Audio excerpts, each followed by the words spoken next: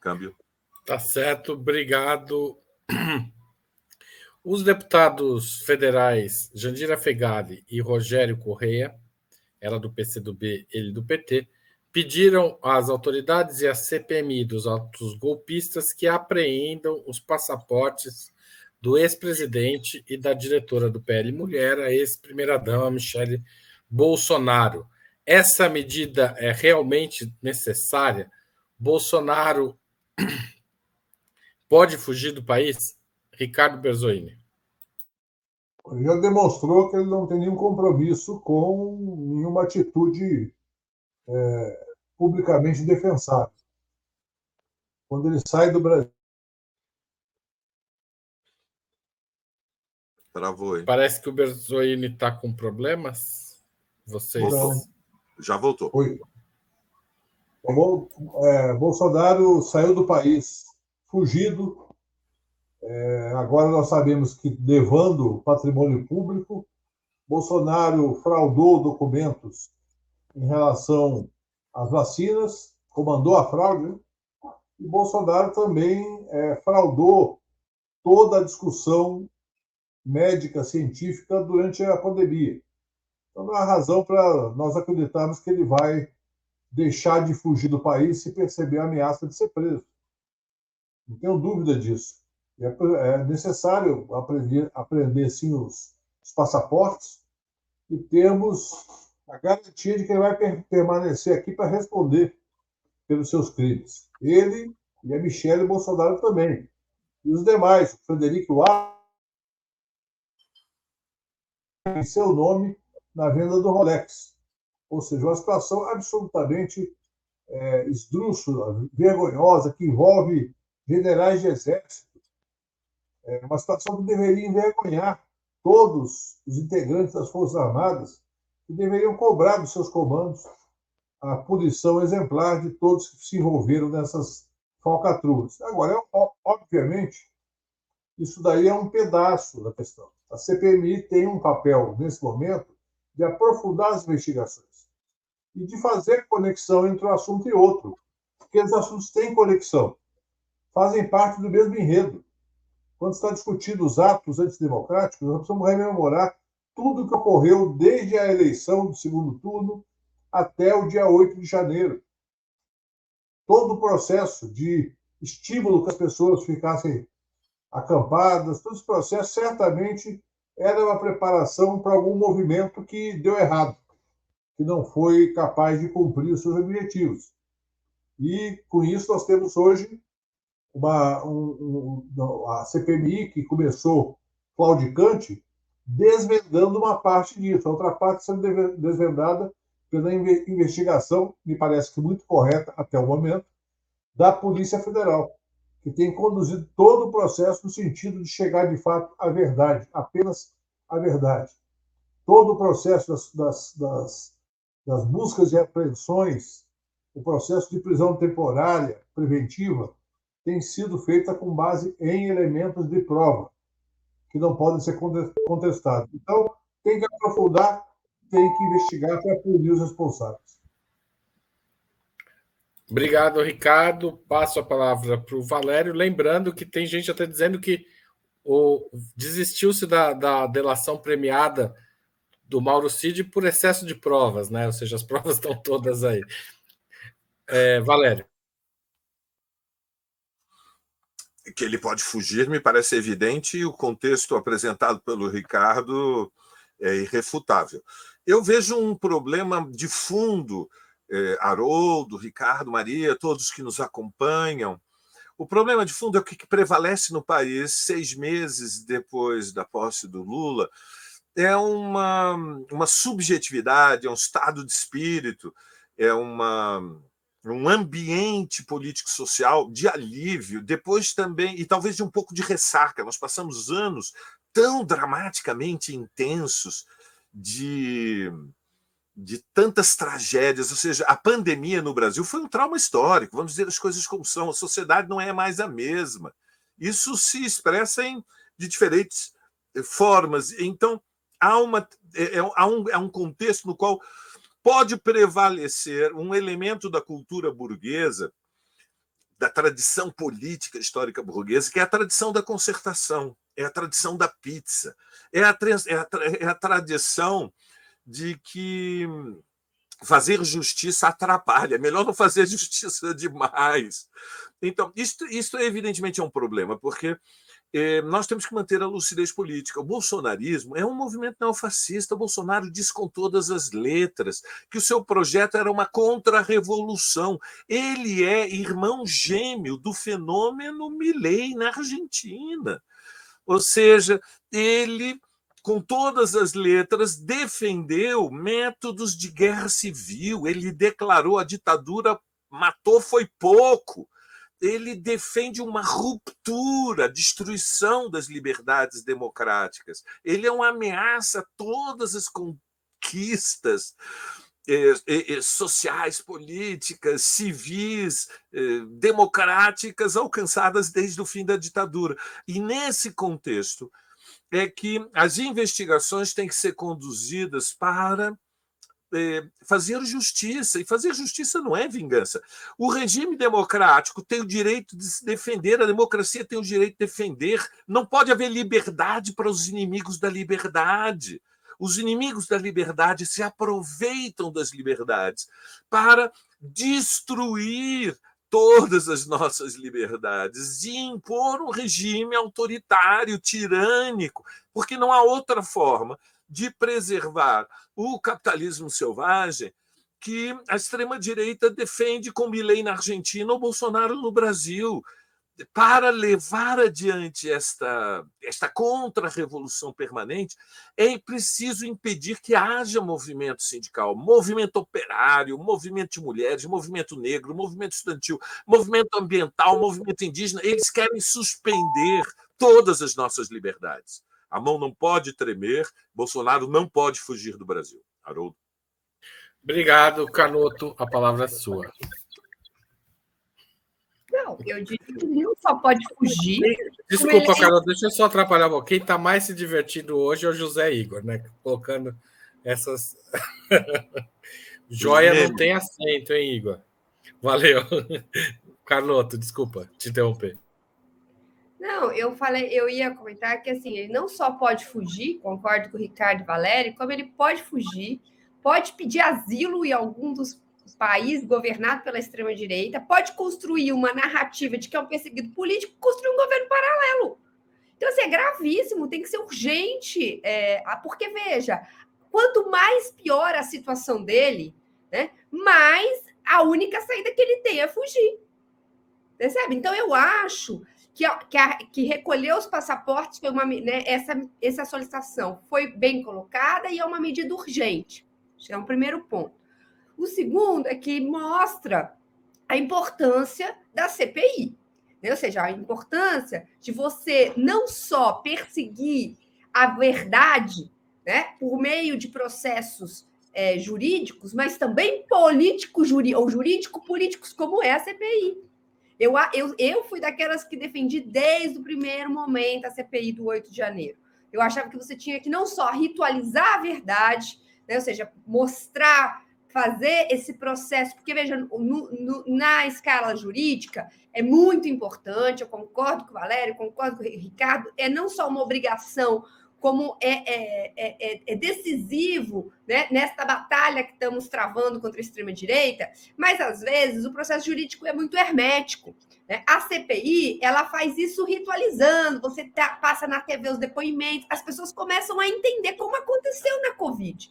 A CPI foi muito importante para as pessoas entenderem, para fazerem nexos, para a gente documentar. É isso que eu estou chamando de ritualizar a verdade, ou seja, você tem que, né, fazer aqueles longos depoimentos. Claro, as pessoas não é que a classe trabalhadora para ouvir, mas a sociedade vai entendendo, os jornalistas vão explicando. Era muito importante essa CPI, que bom que foi, mesmo com atraso, formada, e que bom que nossos parlamentares estão tendo uma atuação ativa ali, né? E o terceiro elemento que se liga com esse é que, veja, a extrema-direita, por tudo que nós temos comentado, eu acho que a Argentina nos deu uma enorme lição, né? Um sinal.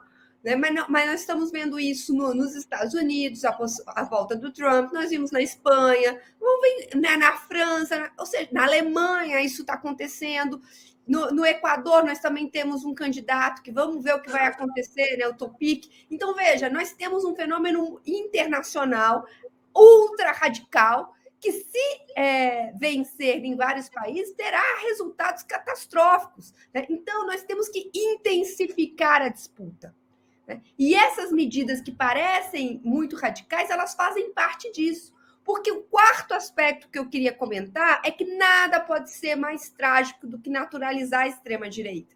Naturalizar o bolsonarismo, achar que ele é parte do jogo. Não é parte do jogo. Eles cometeram crimes, precisam ser presos, né, processados, pagar por isso, e nós temos que devolver o jogo democrático para a esfera da política, porque eles escapam da esfera da política, porque eles são uma força fascista, e como toda força fascista, eles se ancoram em violência política. Legal, Carlotto, obrigado. Puxando para a questão política e agora um pouco para a questão eleitoral também, embora tenha sido derrotado nas eleições de 2022, Bolsonaro saiu do pleito com uma enorme votação e como principal cabo eleitoral da direita e da extrema-direita brasileiras. O prefeito de São Paulo, Ricardo Nunes, por exemplo, reuniu-se com ele recentemente e parecia haver uma aliança informal em curso. Bolsonaro segue com esta força no momento?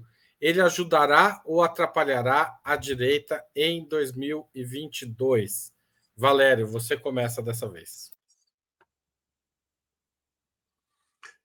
Olha, Haroldo, ele é a segunda liderança 22, política. Não, 24, desculpa. 2024, não 22. Claro, 22. Em 2024. 22 ele foi e perdeu a eleição. Em 24, mas ele continua sendo, em 23, a segunda liderança política de maior autoridade, peso, influência na sociedade brasileira. Então, evidentemente, os candidatos a prefeitos, nem vou comentar de São Paulo, que é público e notório, o Nunes anda tentando atrair e consolidar, e aparentemente tem sido bem sucedido, né, para ter o apoio de Bolsonaro, mas ele vai ser chave para todas as candidaturas da extrema-direita em todo o país, e boa parte das candidaturas da direita tem interesse em ter o apoio do Bolsonaro numa frente como parte de uma operação política para normalizar a presença de um movimento neofascista usufruindo dos benefícios das liberdades democráticas. Então, Bolsonaro ainda não foi desmoralizado diante da sua base social. A política tem um tempo. E vejam, nós temos experiências históricas. Nós vimos como os militares, durante 20 anos, abusaram, usurparam do poder.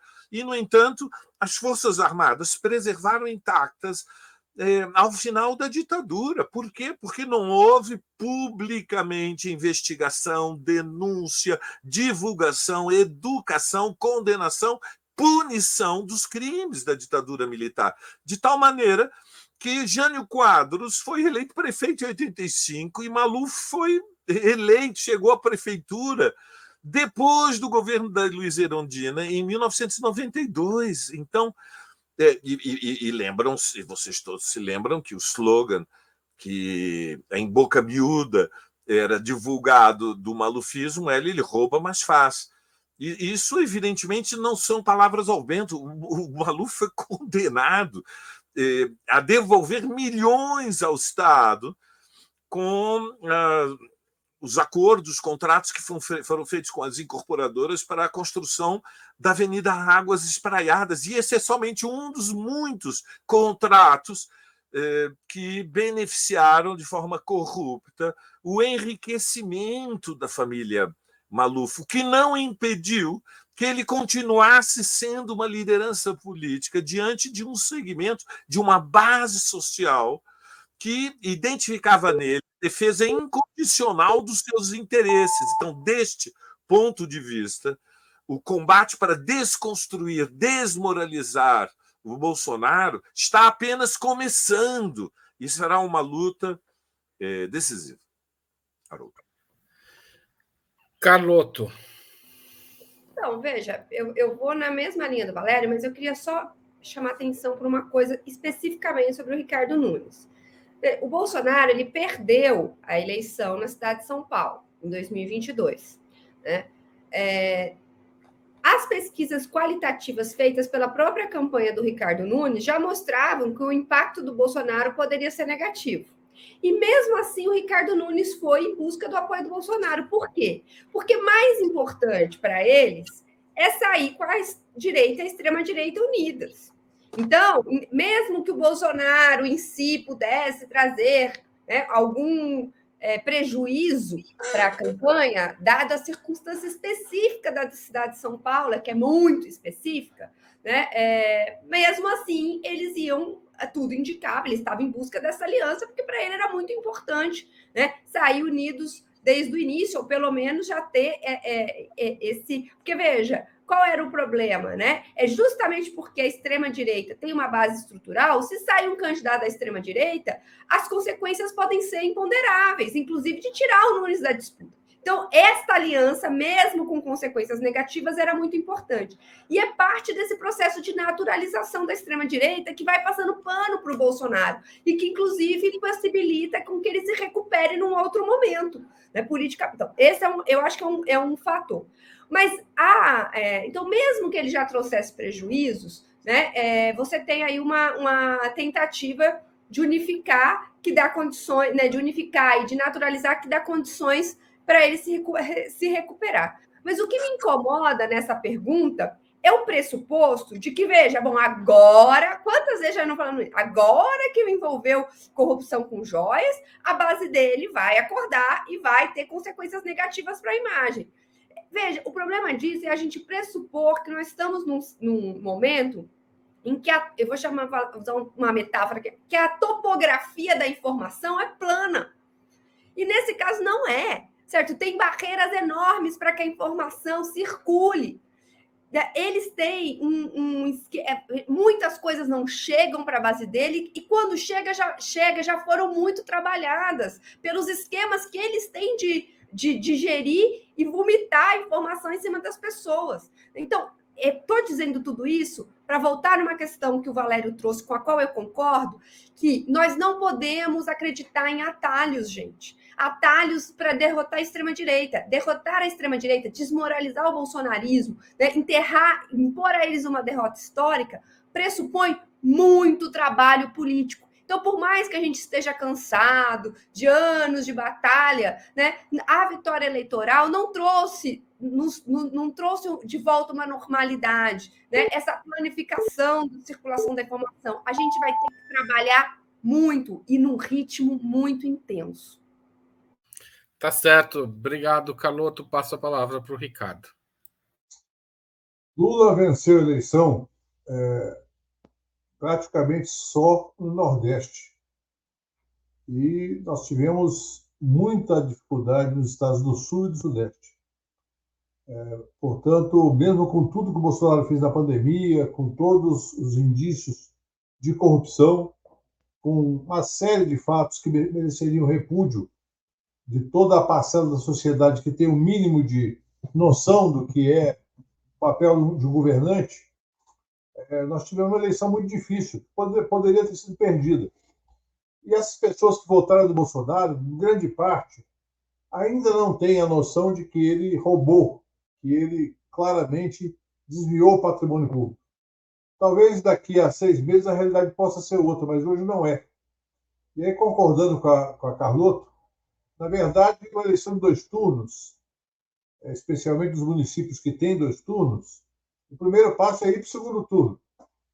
E o Ricardo Nunes, obviamente, está se aproximando da única força maciça, passiva, que pode levá-lo para o segundo turno.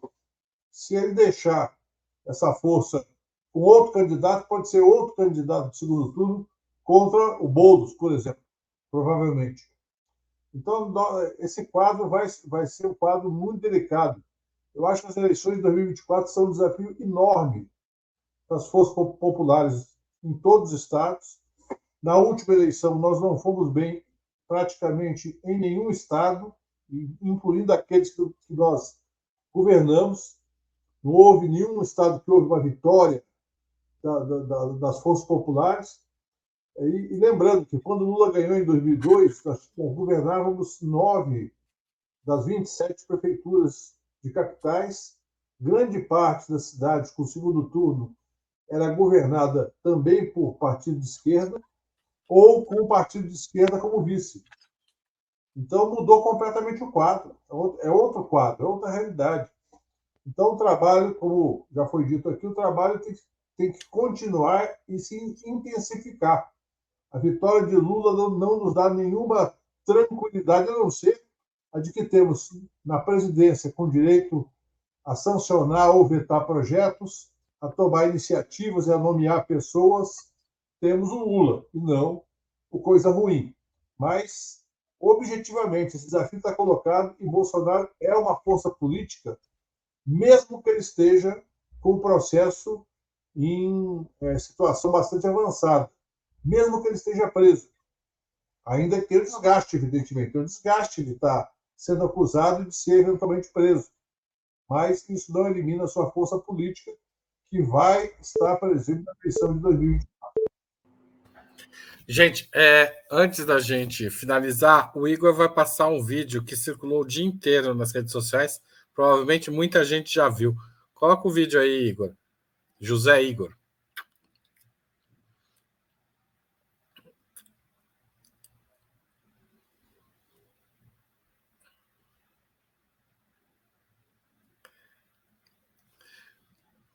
Agora o close, atenção. Gente, o que vocês, quem está assistindo, pode comentar no chat também, mas vocês três acham que tinha nessa mão, que passou, sei lá, um passa-anel, um passa-engove, passa-lingueta de ouro. Qual é o jogo que eles estão jogando aí? Valério, você começa essa. Rapidinho, hein? Não é 3 minutos, não. É um para cada.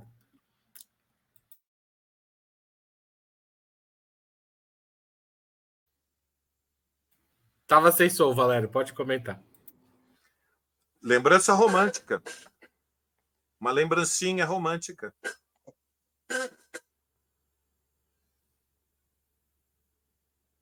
É um presentinho, é isso? Um presentinho.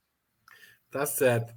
Maria Carlotto, o que tem nessa mão desta militar tão eu sorridente? Eu realmente acho que ele passa um engove para o presidente. Mas é o engove antes ou é o engove depois esse? Esse eu acho que é depois que ele está com uma... Eu lembro desse dia. Ele estava alcoolizado. Ressaca. Tá certo. Ricardo Berzoini, o que tem aí? Parece, de fato, um engove. Coisa boa não é, né?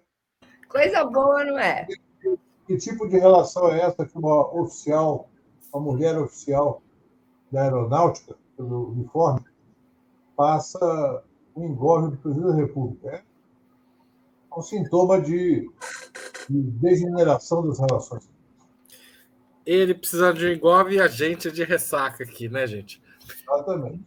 Muito obrigado a todos vocês. Foi um prazer conversar e a todo mundo que assistiu e comentou. Espero revê-los na próxima semana ou outro dia aí que a gente se cruzar aqui em outubro. Valeu. Tchau, tchau. Até a próxima. Aquele abraço. Abraço.